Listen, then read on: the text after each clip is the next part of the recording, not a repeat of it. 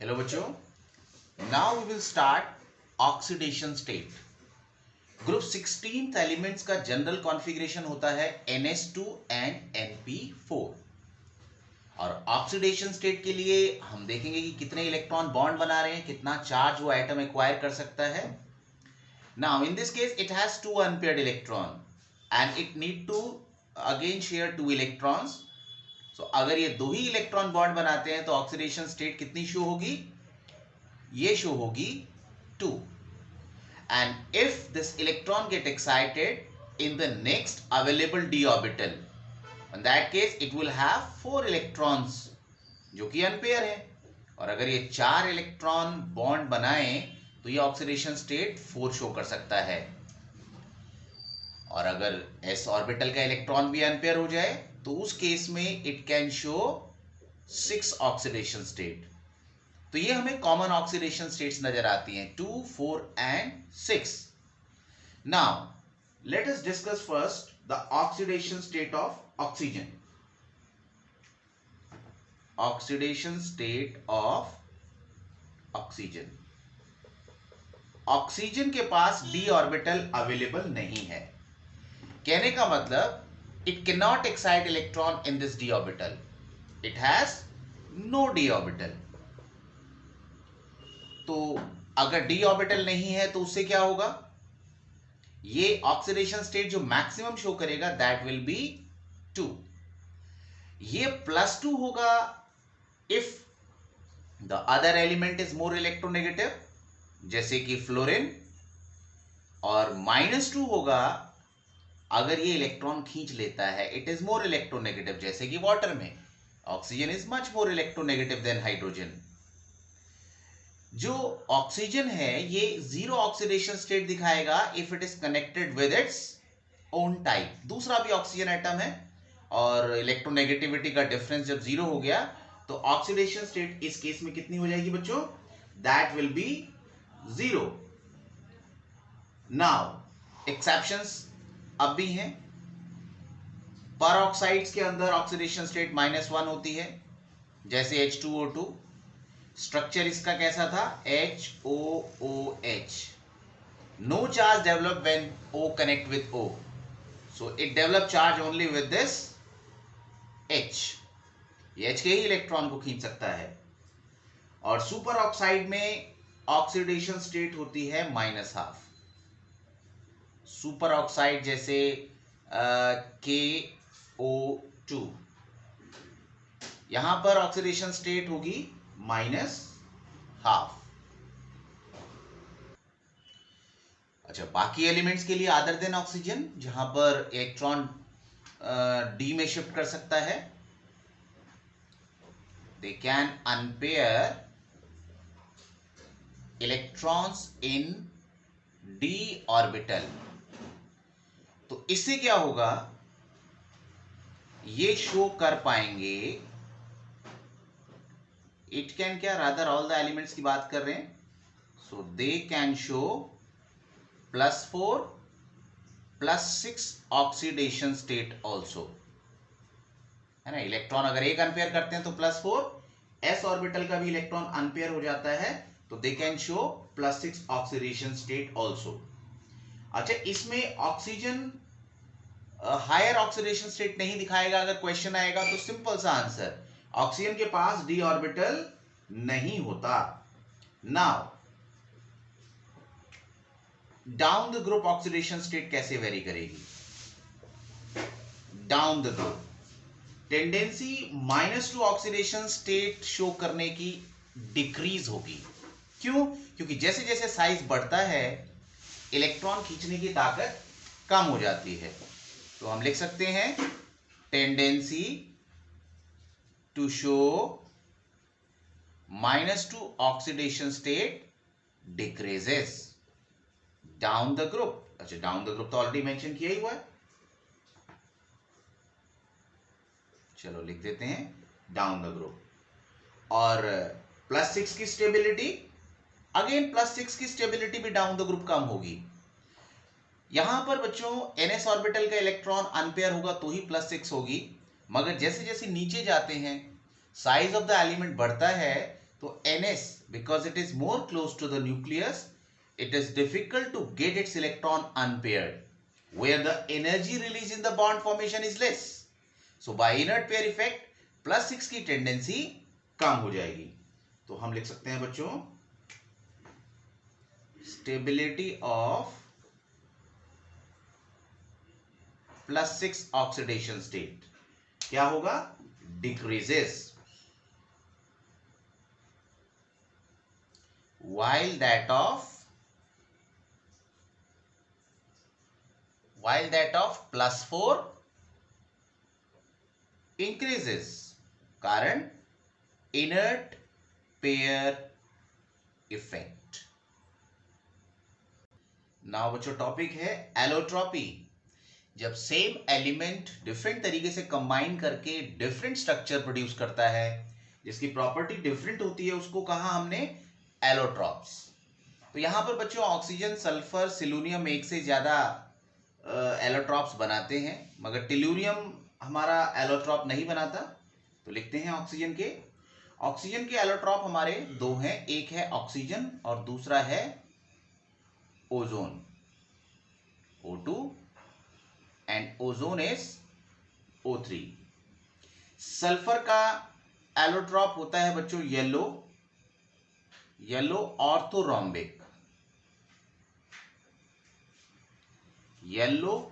Orthorhombic. Alpha and beta monoclinic. यहां पर selenium की बेसिकली 8 फॉर्म्स होती हैं, एलोट्रॉपिक फॉर्म्स, जिसमें से 3 जो हैं वो होती हैं red monoclinic,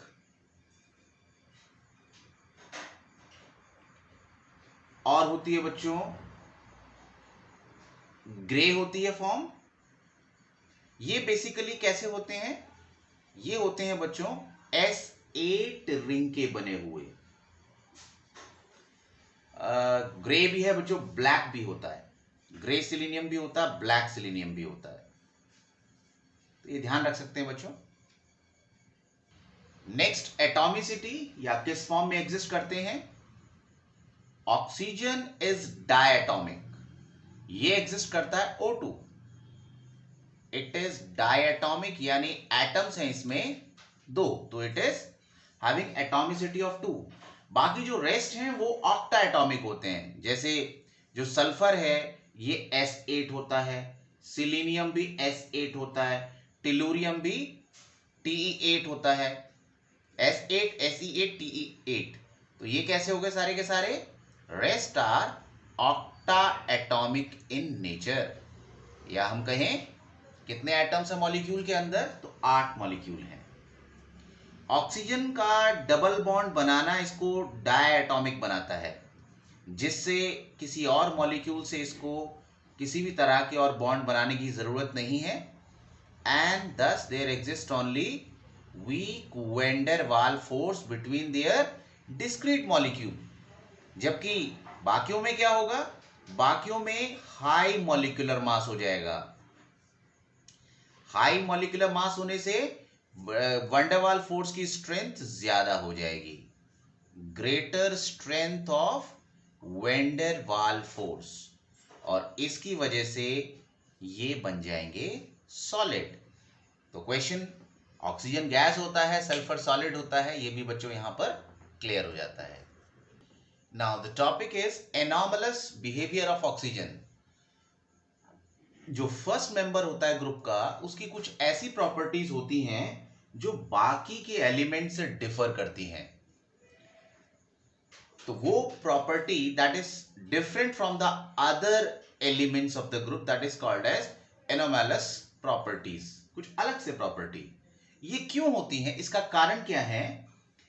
these एनोमैलस properties are, सबसे पहला, ये अपने ग्रुप में सबसे छोटे होते हैं. डाउन द ग्रुप साइज बढ़ता है, they are smallest in their group, जिसकी वजह से इनका इलेक्ट्रोनेगेटिविटी सबसे ज्यादा होता है, साइज छोटा होता है, और डी ऑर्बिटल इनमें प्रेजेंट नहीं होता, because they have n is equal to 2 and for n is equal to 2 L is only 0 and 1, तो d ऑर्बिटल इसमें नहीं होता. So it is due to their small size, और स्मॉल साइज ही कारण इसका हाई इलेक्ट्रोनेगेटिविटी का बनता है. High electronegative and it has no d orbital. तो अब इसकी वजह से इसकी प्रॉपर्टीज में जो डिफरेंस आता है, वो सबसे पहला डिफरेंस तो यही आ गया कि अपने इलेक्ट्रॉन्स को अनपेयर नहीं कर सकता. तो यहां पर ऑक्सीजन की जो मैक्सिमम कोवैलेंसी है वो 4 होती है. Maximum covalency of oxygen is 4. ये कैसे बनाएगा बच्चों बॉन्ड? इसके पास 2 अनपेयर इलेक्ट्रॉन हैं और 2 ही लोन पेयर ऑफ इलेक्ट्रॉन हैं. तो 2 सिंगल बॉन्ड तो बना सकता है ये by these 2 unpaired electron, and by using these 2 lone pair it can form dative bond. तो इस तरीके से ये मैक्सिमम कोवैलेंसी दिखाता है 4. नेक्स्ट बच्चों, ऑक्सीजन ज्यादा इलेक्ट्रोनेगेटिव है, और हमने पढ़ा कि अगर हाइड्रोजन किसी भी मोस्ट इलेक्ट्रोनेगेटिव एलिमेंट से कनेक्ट हो तो उसके अंदर हाइड्रोजन बॉन्ड आ जाता है. तो यहां पर O पे आएगा नेगेटिव चार्ज, H पे आएगा पॉजिटिव चार्ज. तो एक एग्जांपल लिया जहां पर OH से कनेक्टेड है, तो ये हाइड्रोजन बॉन्डिंग में पार्टिसिपेट करेगा.